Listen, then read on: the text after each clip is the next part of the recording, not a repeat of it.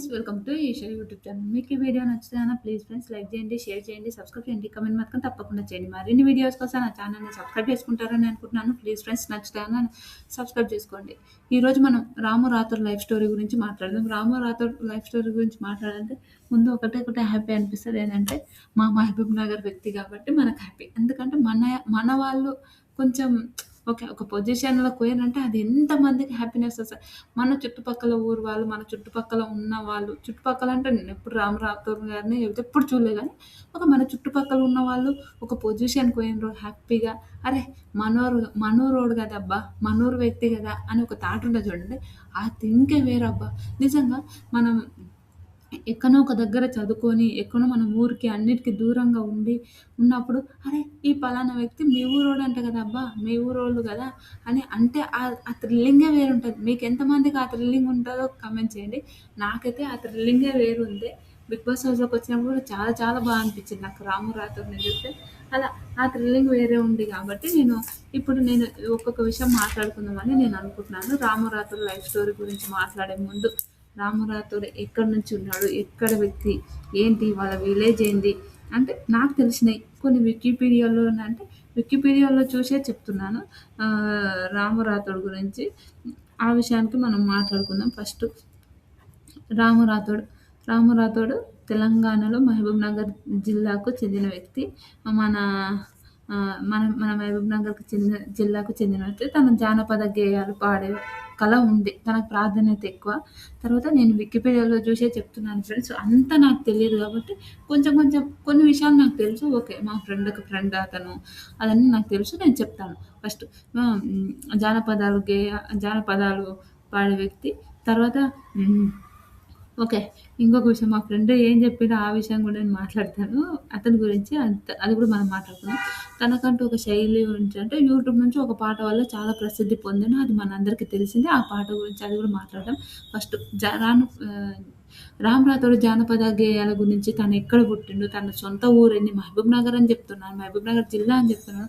తన గ్రామం ఏంటి, తను ఎక్కడ నుంచి అని తెలుసుకోవాలంటే ముందు ఈ వీడియో మొత్తం కంప్లీట్‌గా చూడాలి. స్కిప్ చేయకుండా చూస్తే మీరు రాము రాథోడ్ ఫ్యాన్స్ అందరూ ఓకే.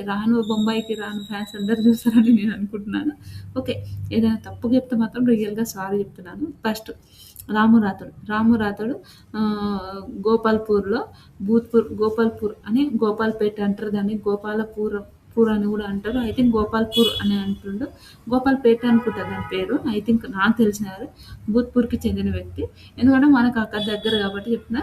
భూత్‌పూర్‌కి చెందిన వ్యక్తి. గోపాల్‌పూర్ అనే ఒక గ్రామంలో అంటే వాళ్ళ తాండా అనుకుంటా అది. ఆ! తర్వాత మండలం మహబూబ్ నగర్ జిల్లా, తెలంగాణ రాష్ట్రం. మన తెలంగాణ వ్యక్తి ఇంకొకటి హ్యాపీనెస్ అది. మనందరికి తెలిసిందే తెలంగాణ భారతదేశం. అతని రియల్ పేరు రాము. కానీ వాళ్ళ ఇంటి పేరు రాథోడ్ కాబట్టి రాము రాథోడ్ అని చెప్పారు. వృత్తి గాయకుడు. అది మనందరికి తెలుసు. పేరు పడ్డది జానపద గేయాల నుంచి. ఓకే. ఇతను ఒక సింగర్ అని మనందరికీ తెలిసిందే.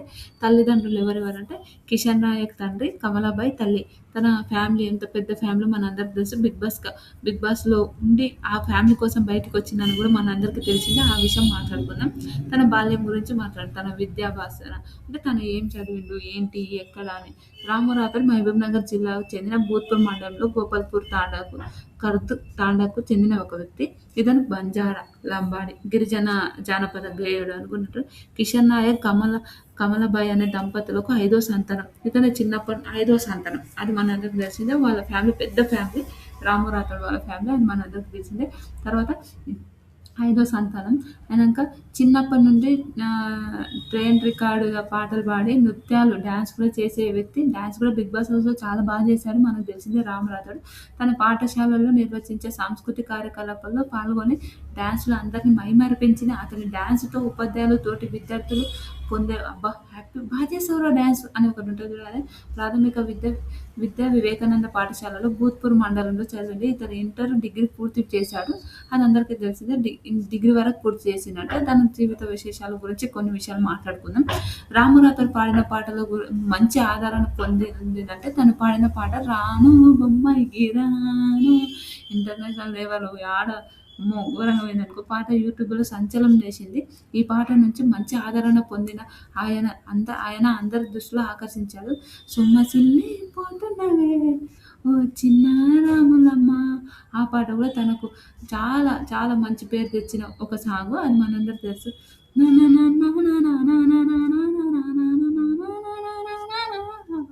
తర్వాత తన పాటలో ఆయన పాడిన స్వయంగా తన 'మజాక' చూపించారు. 'మజాక' సినిమాలో గూడా క్రియేటివిటీ సాంగ్ గూడా పాడిందంట. తర్వాత రాము రాథోడ్ ఏమేమి సాంగ్ పాడిండో చూద్దాం. ఇంకా సాంగ్స్ వస్తున్నాయి. ఇప్పుడు గూడా చేస్తున్నాయి. మన తర్వాత మాట్లాడుకుందాం. తర్వాత రామ్ రాథోడ్ పాడిన పాటలు 'రాను బొంబాయికి రాను రాను బొంబాయికి రాను రావే రావే పిల్ల' ఆ పాట. తర్వాత 'సొమ్మసిల్లిపోతున్నవే ఓ చిన్న రాములమ్మ' పార్ట్ 1, పార్ట్ 2 2 పాడిండు. ఈ పాటకు 2 పాటలకు అతనే పాడిండు. అది అది భలే ఉంటది. అది డీలో గూడా చేశారు. అది డీ గురించి గూడా మాట్లాడారు. తర్వాత 'పలుకే సమ్మక్క సీతమ్మ' అని ఒక పాట. 'మార్టు గనర్' అని ఒక సాంగు. ఆ పాట కూడా చాలా చాలా మంచిగా పాడిండు. తర్వాత 'సమ్మక్క సీతక్క సమ్మక్క సీత' అని అదేది 'కొల్లిపోకే సుక్కమ్మ సీతమ్మ' అని ఒక పాట రీసెంట్‌గా వచ్చిందని నేను అనుకుంటున్నాను. ఇంకా కొన్ని సాంగ్స్ చేస్తుండే అది కూడా. తర్వాత 'రూపాయల నజర' అంటే ఏందో మనం చూద్దాము. అయితే ఓ మారుమూల తాండాలో గిరిజన కుటుంబానికి చెందిన రాము రాథోడ్ యూట్యూబ్‌లో తన ప్రయాణం కొనసాగుతూ ఆయన చేసిన డాన్స్‌కు, రాసిన పాటలకు 'రాను బొంబాయికి రాను' అనే పాటకు ₹1,00,00,000 సంపాదించారట. 'రాను బొంబాయికి రాను' అనే పాటకు. ఆయన లైఫ్ స్టోరీ ఏందంటే ₹1,00,00,000 సంపాదించిన అతను ఎంత కష్టాలున్నాయో గూడా అవి గూడా మాట్లాడుకుందాం. అంటే ₹1,00,00,000 సంపాదించిండంట మన రాము ఆ పాటకు. దాంతో ఆయన 2 రాష్ట్రాలకు పాట దేశమంతటా ప్రతిష్ఠ పొందింది. అది మనందరికీ తెలిసిందే. ఊరు దాటి ప్రపంచానికి ఊరు చేసి నిరూపించింది రాము రాథోడ్ పాట. ₹1,00,00,000 సంపాదించి ఆయన చేసిన కష్టానికి ఖర్చు లభించిపోయిన గొప్పగా విజయం సాధించింది. అది మనందరికీ తెలిసిందే. రాము రాథోడ్ అంటూ లక్షలు కొట్టేశారు. అది మనందరికీ తెలిసిందే. సూపర్. అయినంక ఏందంటే ఓకే. ఒక పాట. తన పాటకు ప్రాణం పోసి 'మజాకా' టీమ్‌లో నుంచి సింగర్‌గా పాడిన టీజర్‌లో దీక్ష పొందారు. తర్వాత అదేంటి చాలా ఫోక్ సాంగ్స్ అవన్నీ మనకందరికీ తెలిసిందే. రాము రాథోడ్ ఎలాంటి అంటే లైఫ్ స్టోరీ చాలా అంటే చాలా క్లిష్టమైన లైఫ్ స్టోరీ. ఎందుకు రాము రాథోడ్ లైఫ్ స్టోరీ చాలా క్లిష్టమైన లైఫ్ స్టోరీ అని మాట్లాడుతున్నానో నేను చెప్తాను. రాము రాథోడ్ తన జీవితంలో చాలా చాలా వాళ్ళ ఇంట్లో ఒకప్పుడు చాలా అంటే పరిస్థితి చాలా ఘోరంగా ఉండేదంట. మనందరికీ అంటే అక్కడ అంటే మనకు మామనార్‌లో నాకు గూడా ఎస్టీ ఫ్రెండ్స్ ఉన్నారు. చాలామంది ఫ్రెండ్స్ ఉన్నారు. అప్పుడేందంటే అక్కడ మధ్య తరగతి కుటుంబాలు ఎంత ఘోరమైన పరిస్థితి అంటే అంత ఘోరమైన పరిస్థితి. రాము రాథోడ్ అలాంటి ఒక చిన్న పేద కుటుంబం నుంచి ఇప్పటికి ఒక జానపద గేయాల నుంచి ఒక మంచి పొజిషన్‌లోకొచ్చిన రాము రాథోడ్‌ని చూసి భలే అనిపిస్తది. మీకెంతమందికి అరే! ఇదే గదా! రాము రాథోడ్ అని అంటుంటే కెరియర్‌ని బ్రేక్ డౌన్ చేసిన సాంగ్స్ ఏంటివేంటివంటే రాము రాథోడ్‌కి ఇది గదా సాంగ్ అనంది. 'రాను బొంబాయికి రాను' తన పాట తర్వాత బంజారా, లంబాడి సాంప్రదాయాలు తన ఆర్థిక మేళాలు రూపొందించి తన యూట్యూబ్‌లో వందల మిలియన్స్ వ్యూస్ కోసం చరిత్ర సృష్టించాడు. 5,00,000 బడ్జెట్ పెట్టి ₹1,00,00,000 సంపాదించిండు. ఒక 5,00,000 పెట్టి ₹1,00,00,000 వచ్చాయంట. అది సూపర్. ₹1,00,00,000 వచ్చే వరకు చెప్పారు. తర్వాత ఆయన ఆ విజయం వెనుక 'సొమ్మసిల్లిపోతున్నవే ఓ చిన్న రాములమ్మ' సాంగ్ 1, 2 గూడా సూపర్ బ్లాక్ బస్టర్ అయిపోయినాయి. హిట్ అయిపోయింది తెలిసిందే. తర్వాత మన రాము రాథోడ్ గురించి మాట్లాడదాం.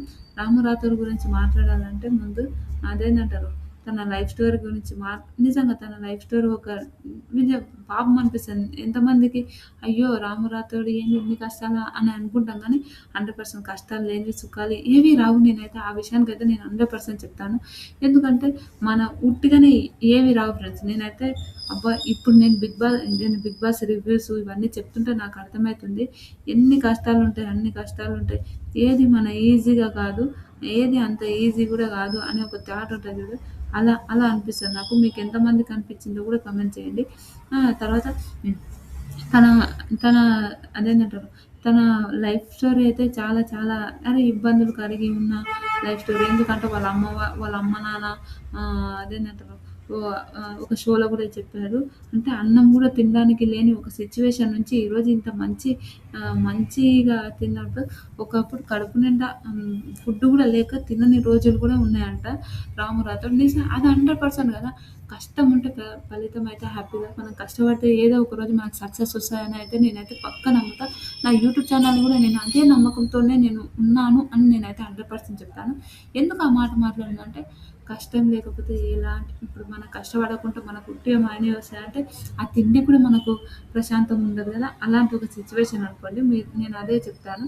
తర్వాత రాము రాథోడ్ ఇంకా ఏందంటే రాము రాథోడ్ తన లైఫ్ స్టోరీ గురించి మాట్లాడితే వాళ్ళ అమ్మ, నాన్న మనం 'బిగ్ బాస్' పోయినప్పుడు ఎలా ఉండేదో మనందరికీ తెలిసిందే. ఆహ్, మనం 'బిగ్ బాస్' పోయినప్పుడు తన లైఫ్ స్టోరీ అయినా తన సిట్యుయేషన్స్ అవన్నీ ఎంత ఎంత ఇబ్బంది పడ్డాడు. అయితే తెలంగాణ జానపదం అభినందన్ తన కడుపు నింపుకోవడానికి పురుగుల అన్నం గూడా తినే ఒక స్థాయిలో వచ్చిందంట. అంటే పురుగులున్నా గూడా అలానే తినేవాడంట. అరే! ఇదేరా లైఫ్ అంటే అని ఒక విషయం నిజంగా అది భలే అనిపిస్తది. మీకెంతమందికి అనిపిస్తది? పేదరికం అంతే అదంతే అబ్బా! నిజం చెప్తున్నా. ఇప్పుడు మనం ఇంతగాని మన అమ్మ వాళ్ళు కూలీ చేసుకొని అలాంటి బతికే అలా అక్కడ ఉండే బతుకులైతే అంతే తీవ్ర పేదరికంలో ఉండి తినడానికి తిండి గూడా లేని సందర్భంలో ఉండి బతికిందంట పాపం. నిజంగా అదైతే చాలా చాలా నిజం మన మహబూబ్ నగర్ సైడ్ వాళ్ళైతే చాలా చాలా కష్టాలనుకో. తన తల్లి కట్టెలు మోపుకొని అమ్ముకునే స్థాయిలో సారా అమ్ముకొని కుటుంబాన్ని నిలబెట్టుకోనికి వచ్చిన డబ్బులతోనే రాము పుస్తకాలు గూడా కొనేవాడంట. అంటే తన మన మామనార్ సైడ్ ఏందంటే కట్టెలు అంటే అన్ని సైడ్ ఉండొచ్చు. నేను మామనార్ సైడే ఎందుకంటున్నానంటే మనకు తెలిసిన ఏరియా. నాకు తెలుసు కాబట్టి నేను పుట్టి పెరిగింది అక్కడనే కాబట్టి అలా. తర్వాత ఇప్పుడు కట్టెలు కొంతమంది కట్టుకొని వచ్చారు. ఇప్పుడు కొంతమంది ఉన్నవాళ్ళు ఉంటారు. రెడ్డీస్ అట్లాంటి వాళ్ళు ఏందంటే మాకు కట్టెలు తీసుకురా ఇన్ని పైసలు ఇస్తాం అని అంటే అలాంటి ఒక సిట్యుయేషన్ ఉండే ఒక లైఫ్‌లో అండి నిజం చెప్తున్నా. అక్కడ మామనార్ సైడ్ అని ఎక్కడైనా అయితే కొందరు లైఫ్ స్టోరీస్ మాట్లాడుతుంటే చాలా ఎమోషనల్ అని గూడా అనిపిస్తది. ఎందుకంటే అంత కష్టపడి బతికిన కొన్ని వాళ్ళు అలాంటి వాళ్ళు తప్పులు చెయ్యరు అని నా ఒపీనియను. మధ్యల కొంతమందికి సిరింతం అంటే ఓకే. కొంతమంది తొందరొచ్చి ఆ పొగరు చూపిస్తే మాత్రం నచ్చదనుకోండి. కాకపోతే ఆ పొగరు చూపియకుండా చాలా మంచిగుంటే అది ఉంటది అని నా ఒపీనియన్. అండ్ ఇంకా వాళ్ళ ఇంగా మన ఏంటంటే లంబడి తాండా అని ఒకళ్ళు బంజారా వలసలో ఉన్నప్పుడు అక్కడ సారా అమ్మేవాళ్ళు. సారా అమ్ముకొని అంటే ఆ సారా ఎవరైనా పోలీసులు వస్తే కూడా దొంగతనంగా సారా అమ్మి ఇంట్లల్ల మాక్సిమం ఎస్టీ వాళ్ళేందంటే అందరనే అంటలేను. కొంతమంది ఎస్టీ వాళ్ళే గాదు. కొంతమంది నార్మల్ వాళ్ళు కూడా సారా తాగేవాళ్ళు. మా ఊర్లలో గూడా మనం చూసిందే. సారా తాగి తీసుకొనొచ్చుకొని తాగి వాళ్ళు అబ్బా! ఇంట్లల్లో ఎంత నరకం చూపించేవాళ్ళంటే అలా. వాళ్ళు సారా గూడా అమ్మేవాళ్ళంట. ఆ పైసలొచ్చిన డబ్బులతోనే రాము పుస్తకాలు కొని మాక్సిమం ఓకే. చదువుకోవడానికి బుక్స్ అయితే ఉండాలి గదా! ఆ బుక్స్ కొని చేసుకునే పరిస్థితుల్లోనే రాము గూడా అలాంటి సిట్యుయేషనే ఉందంట. చిన్నప్పటి నుంచి తన పాటలు, డాన్సులు ఎక్కువ మక్కువ చూపించేవారంట. అంటే చిన్నప్పటి నుంచి మనకొక ప్రొఫెషన్ నాకు కూడా చిన్నగున్నప్పటి నుంచి ఏదో యాక్టర్ కావాలి అలా ఉండేది. అంటే ఫస్ట్ నేను చిన్నగున్నప్పుడు పోలీస్ కావాలని ఒక థాట్ ఉండేదండి. కానీ తర్వాత కొంచెం అయినాక కొంచెం అయిపోయినాక ఇప్పుడేమనిపిస్తదంటే ఒక రివ్యూస్ చెప్పాలి. బాగా రివ్యూస్ చెప్పాలి. ఇంకా మంచి పొజిషన్‌లో పోవాలి అని ఒక థాట్ ఉంటది చూడు. అలాంటి ఒక సిట్యుయేషన్ అయితే ఉంది. ఎందుకంటే ఓకే. ఇంగా బిగ్ బాస్ రివ్యూస్ ఇంగా నా ఫేస్ పెట్టి ధైర్యంగా మాట్లాడాలని ఒకటుంది కానీ ఇప్పుడు అది సెట్ అయితలేదు. మాట్లాడాలి. ఎట్టి పరిస్థితుల్లో అయితే మాట్లాడతాను ధైర్యంగా. అదొకటైతే ఉంది. మీకెంతమందికి ఆ ధైర్యం అదైతే ఉందో ప్లీజ్ కామెంట్ చేయండి. ఆ ధైర్యం ఉంటే మాత్రం వేరే లెవెల్ అనుకోండి. మనము ఆ ధైర్యంతోనే మనం మాట్లాడుకొని ఉంటే మాత్రం ఒక రేంజ్‌లో పోతది. నాకైతే అదైతే బాగా అనిపిస్తదండి.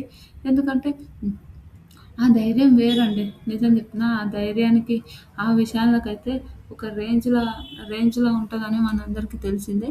మన ఒక రేంజ్‌లో ఉంటదని తెలిసిందే. అలా ఆ పొజిషన్ నుంచి మనము ఇంకొక పొజిషన్‌కి రావాలంటే అంత ఈజీ గాదు. అలా రాము చాలా కష్టపడ్డాడంట. తన లైఫ్ గురించి, తన పేరెంట్స్ గురించైనా, దేని గురించైనా ఇది గాదు, ఇది లైఫ్. ఇది ఇలా మా ఫ్యామిలీని ఏదో ఒకటి చేసి నిలబెట్టాలి. ఇప్పుడు కొన్ని సిట్యుయేషన్స్ ఉంటాయి గదా! అబ్బా! పొజిషన్ ఇలా ఉంది ఏంట్రా బాబు! నేను కాంపిటీషన్ ప్రిపేర్ అయినప్పుడు గూడా అదే. మనీకి ఇబ్బంది అయ్యి, అన్నిటికి ఇబ్బంది అయ్యి చాలా చాలా స్ట్రగుల్స్ పడ్డాను. ఓకే. ఇంట్లో అడగాలంటే మనమేం చిన్న పిల్లలం కాదు కదా! ఇంట్లో అడిగితే ఎంత గలీజ్‌గా ఉంటదని ఒక సిట్యుయేషన్ కూడా ఉంటది కదా! అలాంటి ఒక సిట్యుయేషన్స్ తన రాము తను చిన్నగున్నప్పటి నుంచి హ్మ్.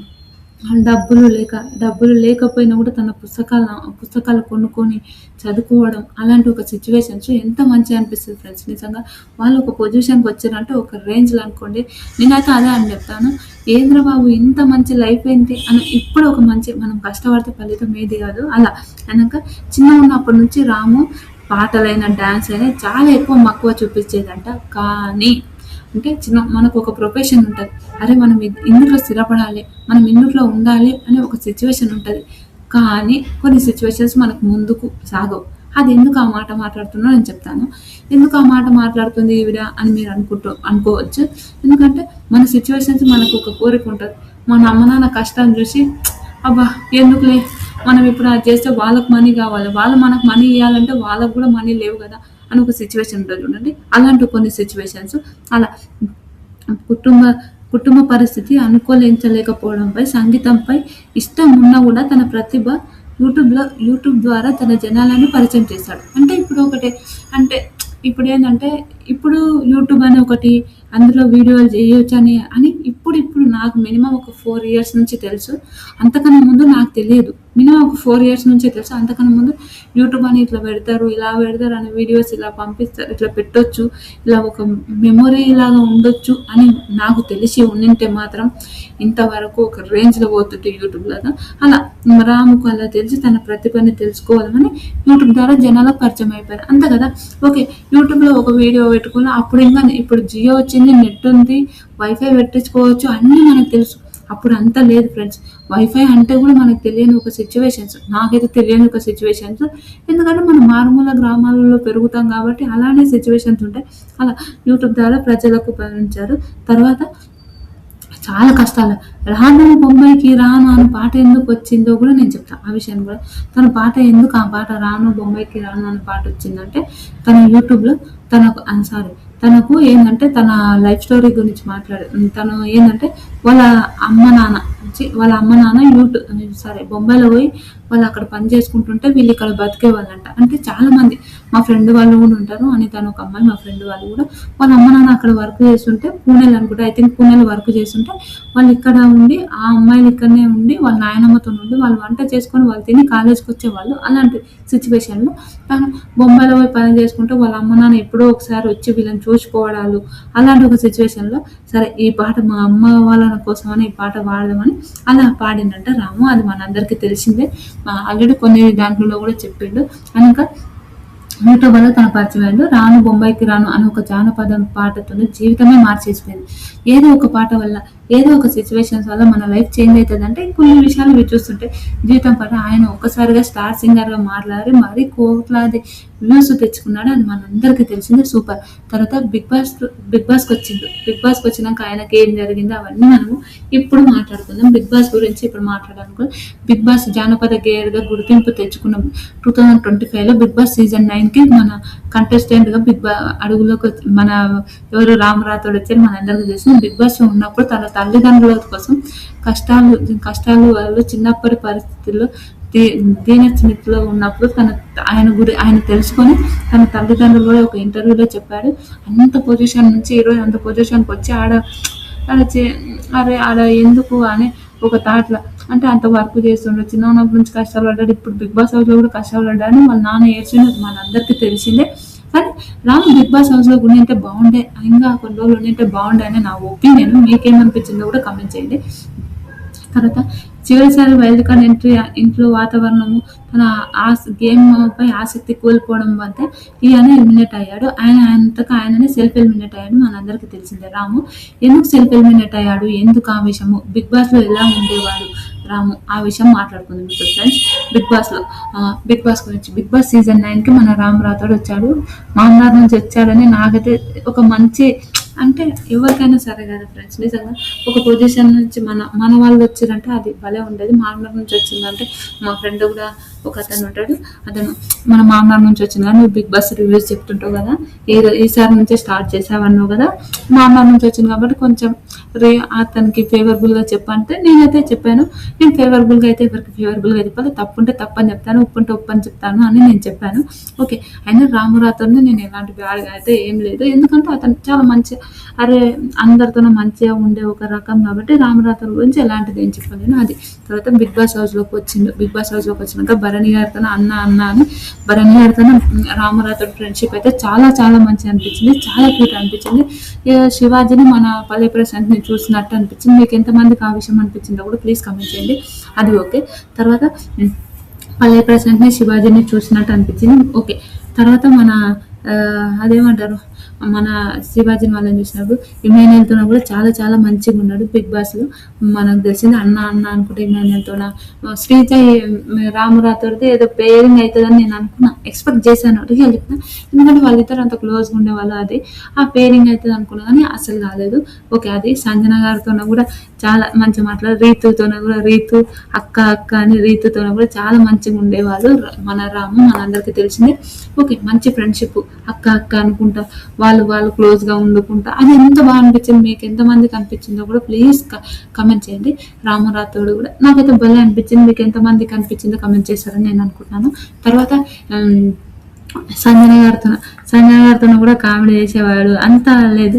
తనుజ మన రామరాథోడ్ గురించి మాట్లాడదాం. తనుజ రామరాథోడ్ వాళ్ళిద్దరు మంచి ఫ్రెండ్స్, మంచిగా ఉండేవాళ్ళు. కానీ కొన్ని విషయాలు తనుజ ఊకే కసురుకుంటుండే కాబట్టి ఇంకా ఒకసారి తిట్టిండు కూడా మనం నాకు సార్ ఏంటి రాముది ఒక బిగ్ బాస్ లో ఒక వీడియో ఎంతమందికి నచ్చిందో కమెంట్ చేయండి. ఆ నుంచి చాలా ఆ ఫన్నీగా ఎవరు గొడవన్నా ఏం చేసినా అలానే పోయి మాట్లాడే, అట్లనే పోయి వినేవాడు. స్వీట్ ఏడుస్తుంటే ఒక వీడియో, ఆ వీడియో మాత్రం ఎంత ఫన్నీ అంటే అంత ఫన్నీ ఉండేది. మీ అందరికీ ఎంతమందికి నచ్చిందో కూడా కమెంట్ చేయండి. తర్వాత ఇమాన్యుయల్ ఎవరెవరన్నా తిడుతున్నప్పుడు కూడా ఇమాన్యుయల్ ఏంటి బాగుంటుంది, అరే నీ పని నువ్వు చేసుకోరా, ఎవరితో తిట్లు నాకు రా అని ఇమాన్యుయల్ కూడా చాలా ఫేవరబుల్. నిజంగా ఎంత బాగా అనిపించింది అంటే నాకైతే అరే ఇది కదరా బాబు, నిజంగా ఇలాంటి వాళ్ళు కదా, ఇలాంటి వాళ్ళతోనే కదా మంచిగా ఉండేయాల్సింది అని ఒక థాట్ ఉంటుంది కూడా. అలా నాకైతే చాలా చాలా మంచిగా అనిపించింది. మీకు ఏమనిపించిందో కమెంట్ చేయండి. తర్వాత రామురాథోడ్ ఇది, తర్వాత రామురాథోడ్ మన భరణి గారితో సొంత అన్నలాగా, అది ఎంత బాగుండేదంటే ఎంత బాగుందంటే అంత బాగుంది. మీకు ఎంతమందికి నచ్చిందో కూడా కమెంట్ చేయండి. నాకైతే వాళ్ళిద్దరు క్యూట్, వాళ్ళిద్దరు చాలా బాగా అనిపించాయి. వాళ్ళిద్దరు ప్రేమతో. రామురాథోడ్ గురించి ఒక విషయం చెప్తాను. బిగ్ బాస్ హౌస్ లో ఉన్నప్పుడు రామురాథోడ్ ఏంటంటే మన దసరా వచ్చింది, ఆల్రెడీ మన అందరు గుర్తుండొచ్చు. దసరా వచ్చినప్పుడు ఆడ రామురాథోడ్ ఆయన కన్నా పెద్దవాళ్ళది ఎవరిని భరణి గారు కాలు మొక్కడం, మన సుమన్ అన్న కాలు మొక్కడం, ఎవరు హరిత హరీష్ గారు కాలు మొక్కడం, అది మన సైడ్ అట్లా ఉంటుంది కదా, జమ్ము పెట్టుకుంటే కాలు మొక్కడం అలాంటిది. నాకైతే భలే అనిపించింది ఫ్రెండ్స్, నిజంగా చాలా చాలా బాగా అనిపించింది. మీకు ఎంతమందికి అనిపించిందో కూడా కమెంట్ చేయండి. తర్వాత కాలు మొక్కడం అట్లాంటివి అయితే సూపర్ అనిపించింది. నాకైతే ఇంద్రబాబు నిజంగా ఎంత మంచివాడైందో అనిపించింది. తర్వాత బిగ్ బాస్ హౌస్లో టాస్కుల గురించి మాట్లాడతాం. టాస్కుల గురించి ఏంటంటే రాము అంత టాస్కులు బాగానే ఆడేవాడు. ఏంటంటే రాము చిన్నపిల్లలా ఉన్న తీసి గెలిచిన అలాంటి ఒక సిచ్యువేషన్ ఉండేది రామురాథోడ్ది. అది ఒకటే కొంచెం అయ్యో అనిపించేది, కానీ రామురాథోడ్ చాలా చాలా మంచిగా అనిపించేది రామురాథోడ్ది, అది సూపర్. తర్వాత ఇంకొకటి రామురాథోడ్, అది నిజంగా చాలా క్యూట్ అనిపించేది రామురాథోడ్ది. మళ్ళీ ఇంకొకటి ఏంటంటే మన బిగ్ బాస్ హౌస్లో రామురాథోడ్ ఇంకా వాళ్ళందరూ ఫ్రెండ్లీగా ఉండేవాళ్ళు. రీతు ఒకసారి డెమాన్తో కూడా చాలా మంచిగా ఉండేది. అక్క బావ అని రీతుని అక్క అంటుండే, డెమాన్ని డిమాండ్ పవర్ బావ అని అంటుండే. అది కూడా చాలా ఫన్ అనిపించింది. ఎంత ఫన్ అనిపించింది అంటే అంత ఫన్ అనిపించింది. మనిషితోనే చాలా మంచిగా ఉండేవాడు, బట్టలు విండేవాడు, అన్ని పనులు చేసేవాడు. నిజంగా రాముడు చాలా కొంతమంది చాలా ఏలనగా చేసారు కూడా చేశారు, అది మనందరూ తెలుసు. హరిత హరీష్ గారితో మంచిగా ఉండేది, సుమనన్నతో ఇంకా క్యూట్, సుమనన్నతో కూడా చాలా చాలా మంచిగా ఉండేది.